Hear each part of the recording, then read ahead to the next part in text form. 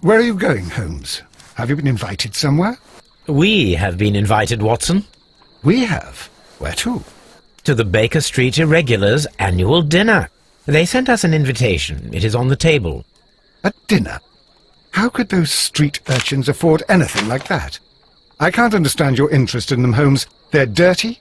They wouldn't hesitate to steal your wallet. Watson, you should be excited. It is a secret dinner. Its location changes every year. Read the menu. Sounds mouth-watering. All right. We, the secret police of Baker Street, invite you, Sherlock Holmes, and Dr. Watson to our annual dinner. Menu, entree, frozen rat-head salad. Is this a joke? Not at all. Pray continue. Main course, sow's udder in Danny Nutcracker's way. Sounds disgusting, Holmes. Hedgehog goulash. Street turnips in homemade juice. And it goes on. I can hear them on the stairs now. Oh, we can't go there. We can't eat that. Watson, you'll hurt the feelings of those poor children. We have to go. Oh, Mr. Holmes. It is fine, Mrs. Hudson. Mr. Holmes! Wiggins, Dr. Watson is getting ready. He will be delighted to join us. You don't look well, my young man. Is there something wrong? Don't tell me the dinner is cancelled. Mr. Holmes is my brother Leighton. He's in a prison cell. They say he's killed 2 men. You have to help us, Mr. Holmes, 'cause I know he didn't do it. Where is he now?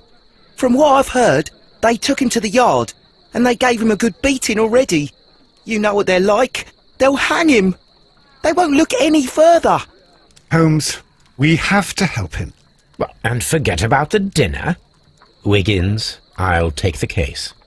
You're fantastic, Mr. Holmes. I'll be waiting for you at the crime scene. You'll be there, right? It's on Half Moon Street in Whitechapel. Very well. Hey, Sonny. I suppose we go to Half Moon Street.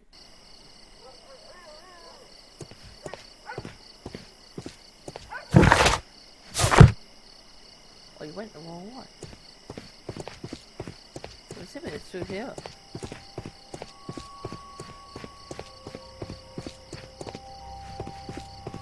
Oh dear.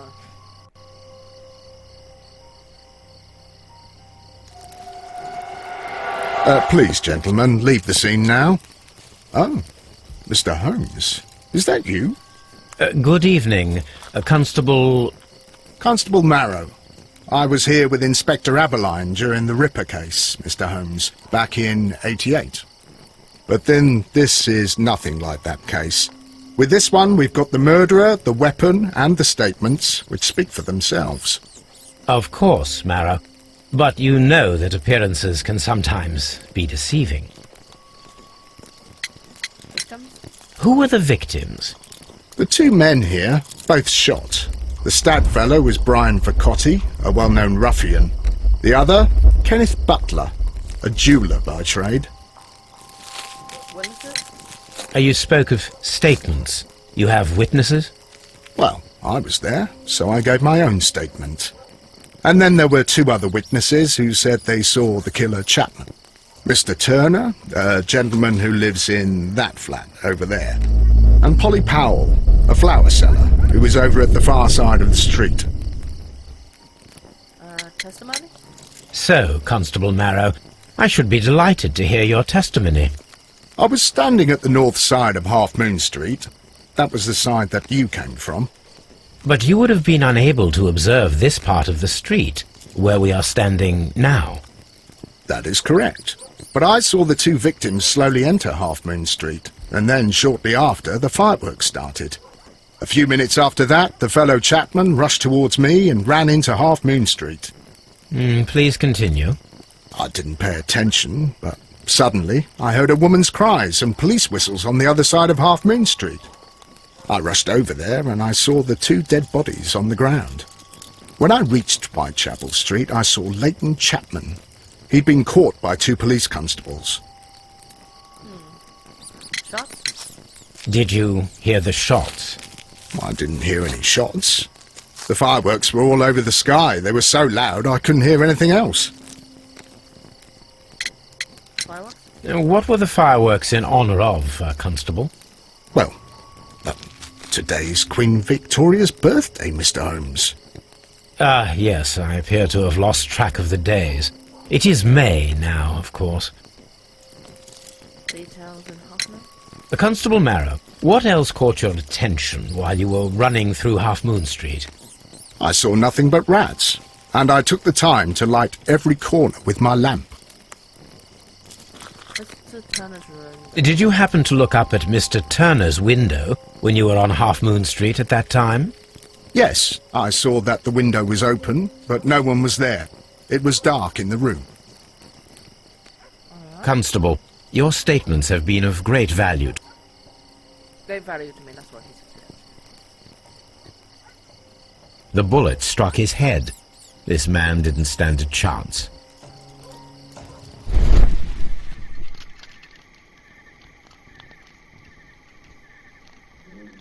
A piece of wood that has stuck between the cobblestones. Let us take a closer look. Yes. That's it. This shard of wood is quite new. Yeah.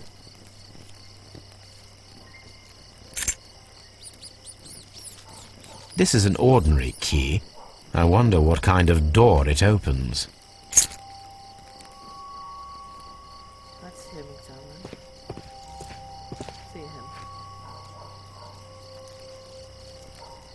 He tried to stop the bleeding with his hand. Death was not instant.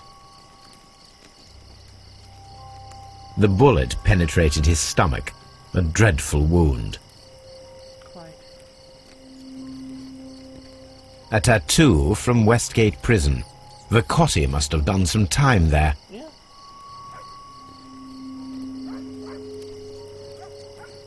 Brian Vercotti suffered greatly. What a terrible way to die. Yeah. That is a really bad way to die.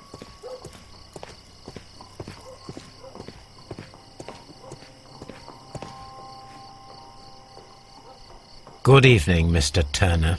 I heard Constable Marrow reply to you as Mr. Holmes. Are you that detective gentleman? I've heard of you. And well, I know things about this evening. I Excellent. Might we hear your story? Let's do a nice little simple analysis.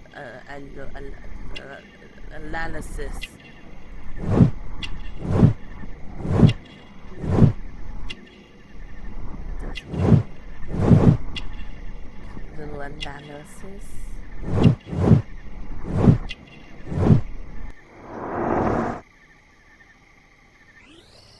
Testimony? Could you tell us everything that you may have seen or heard? I was already in bed when the fireworks started. A few moments after, I clearly heard 2 gunshots from outside. Please continue. I quickly got up and I grabbed the lamp from my nightstand and I rushed towards the window. I looked down and I saw 2 bodies. And there was a man with a gun who was standing nearby. Where exactly? Well, near this body. Did he notice you? I don't think so. He rushed towards Whitechapel Street without looking around. Anyone else? Mr. Turner, did you see anyone else in the street? No, I saw no one but that man, the murderer, the fellow they caught. 2 distinctive shots. Were the 2 shots you heard consecutive? Yes, there was a very short pause between them, and they sounded different somehow. It seemed to me that the second shot was louder than the first. That is an interesting comment. After the escape? Mr. Turner, what were your actions after you stepped up to the window? I was afraid that the man with a gun might return, so I stayed close to the window till I saw the policeman coming in the Half Moon from Whitechapel. Then I walked out to tell them everything I saw. You have helped us a great deal, Mr. Turner. Right. Mr. Holmes, did you see my brother at Scotland Yard? Is he alright? Oh, I haven't. I'm questioning. Polly Powell. Mrs. Powell? What do you want? My name is Sherlock Holmes. I'm assisting the police with their investigation of the crime that took place this evening. Well, I've already gave my testimony, but very well. Your testimony. Could you tell us everything that you may have seen or heard? Yes. I was selling my flowers as usual, and then the fireworks began, in honour of Queen Victoria. I enjoyed those. But then, all of a sudden, a young lad ran out of Half Moon Street and stopped just by me. He had a gun in his hand. He was like a ghost, and all covered in blood. It was dark, but I could see him, because of the flashes from the fireworks. And then? I screamed as loud as I could. I knew that a policeman should be on duty in the vicinity. He had no time to escape. 2 constables got him. Then another constable came out from the very same street, and I heard him talking of a horrible murder. And the shots? Mrs. Powell, did you hear the gunshots? I'm not sure. You know, what with the fireworks? Anyone else? Did you see anyone else leaving Half Moon Street, prior to or at the time of the crime? No, sir, I did not. Even with all the fireworks, I was very attentive, as I'm always on the lookout for customers. My thanks to you, Mrs. Powell.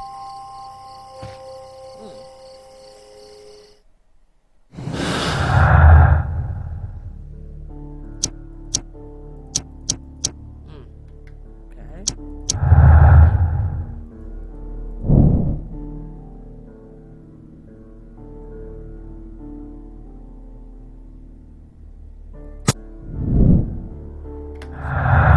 Statements. Right. To know something about this.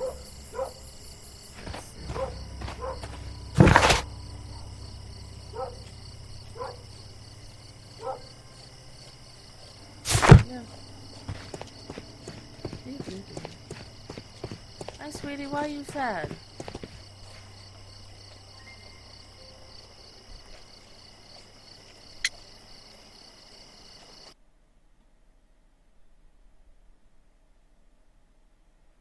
Oh, okay. Don't panic like that. You could have chosen any other emote. There you go. Mr. Turner, you have stated that you remained close by your window after the crime, is that correct? Oh, yes, Mr. Holmes. I stayed at my window until the policeman arrived to examine the dead bodies.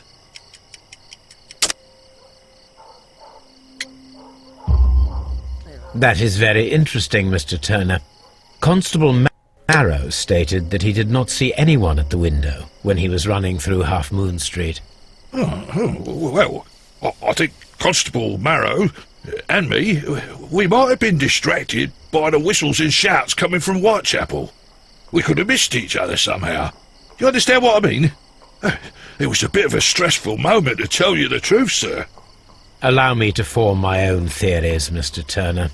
Would you mind showing me the view that you had from your window? Not at all, Mr. Holmes. Please, follow me. Oh, he limps, alright. So... Mr. Turner appears to live very modestly. Very, yeah.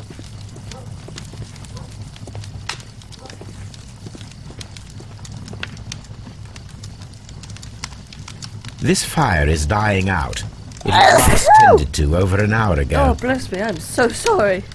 Just blew out everyone's eardrums. Thank you, sweetie.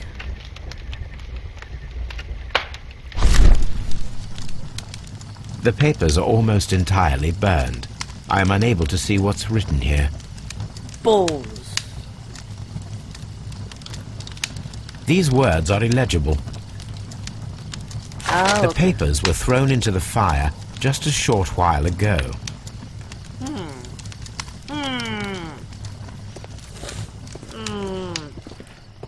Mr. Turner was roused from his bed by the sound of gunshots. Okay.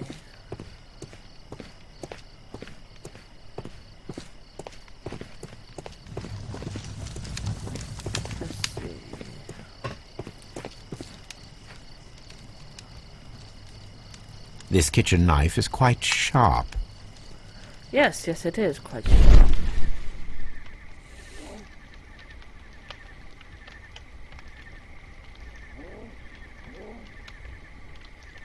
There are pieces of shredded paper scattered over the table. This kitchen knife was used to cut the paper.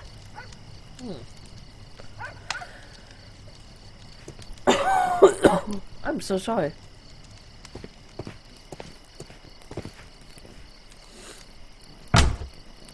So, that's the view Mr. Turner had when he opened the window. The dead body of Kenneth Butler. Brian Vercotte's contorted corpse. Mr. Turner had a perfect view of the crime scene. He saw the bodies clearly, and Leighton Chapman standing over them. Stream health perfect currently. Thank you. Again, I do have. Anything else you would like to know, Mr. Holmes?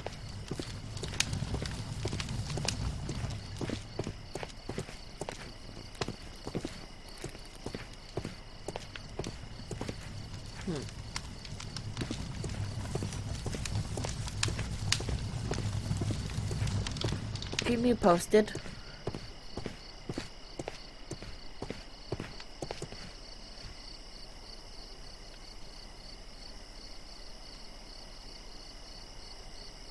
Right, there you go, sorry.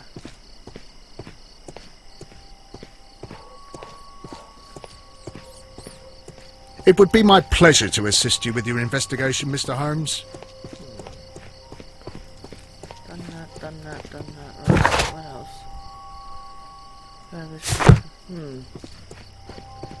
Thank you, sweetie. So there's something at the flat missing.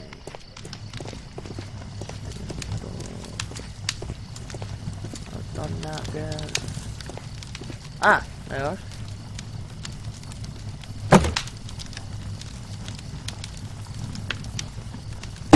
A perfect match. So, Mr. Turner broke his stick when it became stuck between the cobblestones. He did not mention that he was so near to the victims. Oh. The books on this shelf are in a mess. It looks as though Mr. Turner was trying to find something in a hurry here, a short while ago.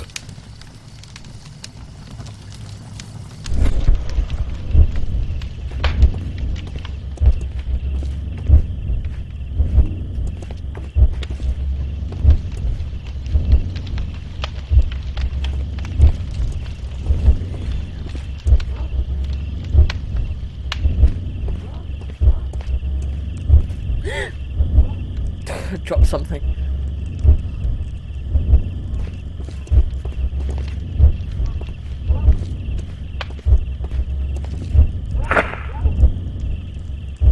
Are you ready?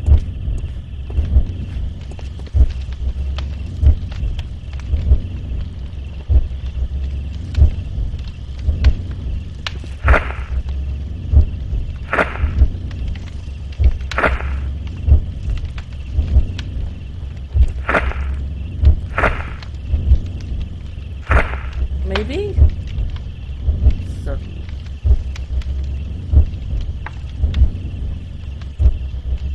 This is a stretch.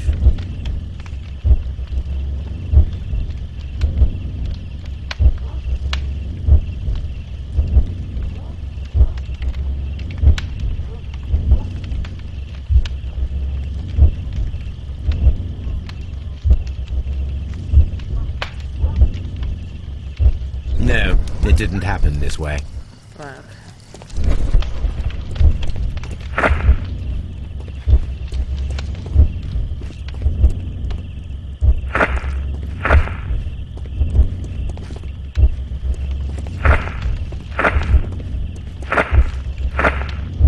maybe?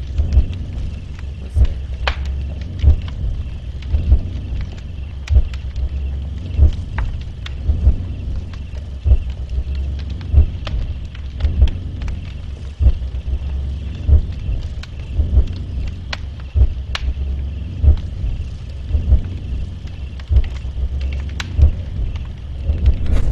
There we go.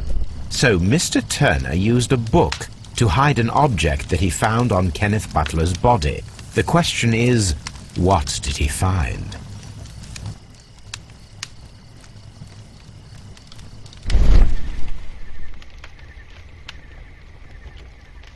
I can see prints from greasy fingers upon the cover of this book. Let us take a closer look.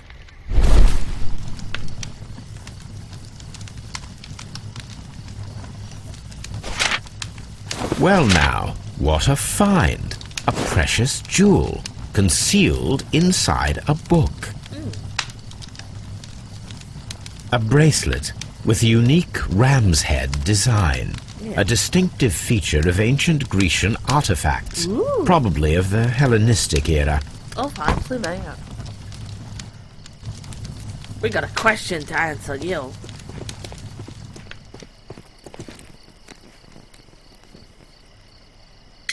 Walk into window. Mr. Turner, how would it be possible for a man of advanced years, such as yourself, to rush from his bed to the window in a matter of seconds, as you have stated?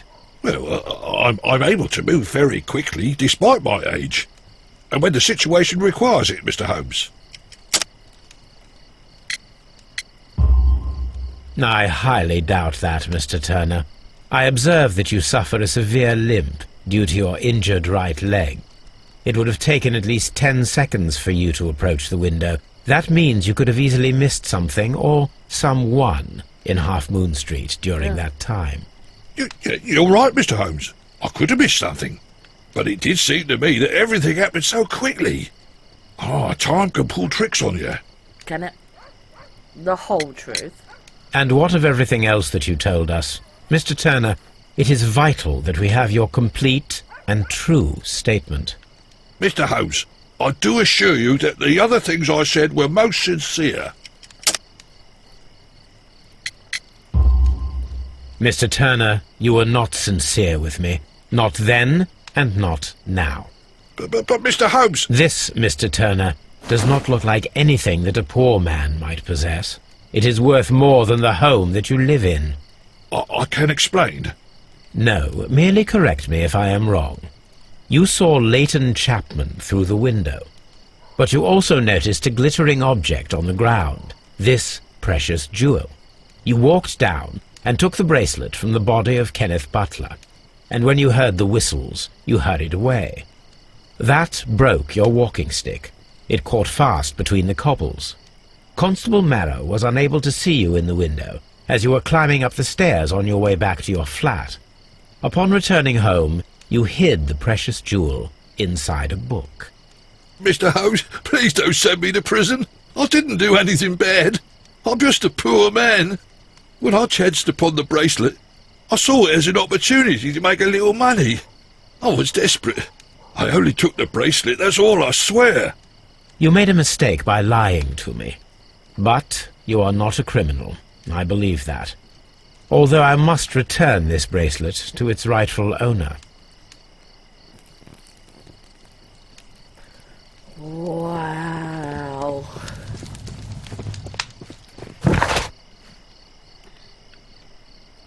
Just wow.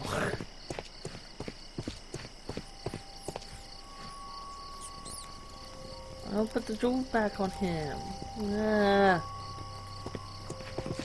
It would be my pleasure to assist you with your investigation, Mr. Holmes.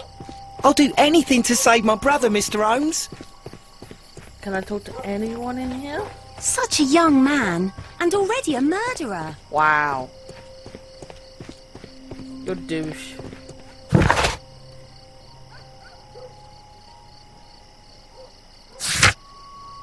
Okay, so now we'll have to search archives. So, let's go back. Let's go to Scotland Yard and see the brother question him. Do all that. Oh, that was fast. That was very fast. Mr. Holmes! Whatever brings you here so late at night? I'm interested in the case of young Leighton Chapman. He was arrested earlier this evening and accused of a double murder. I beg your pardon? That case is quite clear to the police. Or are there any new facts that we don't know about? Who knows, Inspector? Look, you are free to investigate, of course, Mr. Holmes. Chapman was arrested with a revolver in his possession, which you can find in the evidence room. The suspect himself is in custody. Did you find anything else on his person? A few personal belongings. Nothing particular, Mr. Holmes. Thank you, Lestrade. Right. That's such... If I can function the keyboard. Let's see. That always scared me when it did.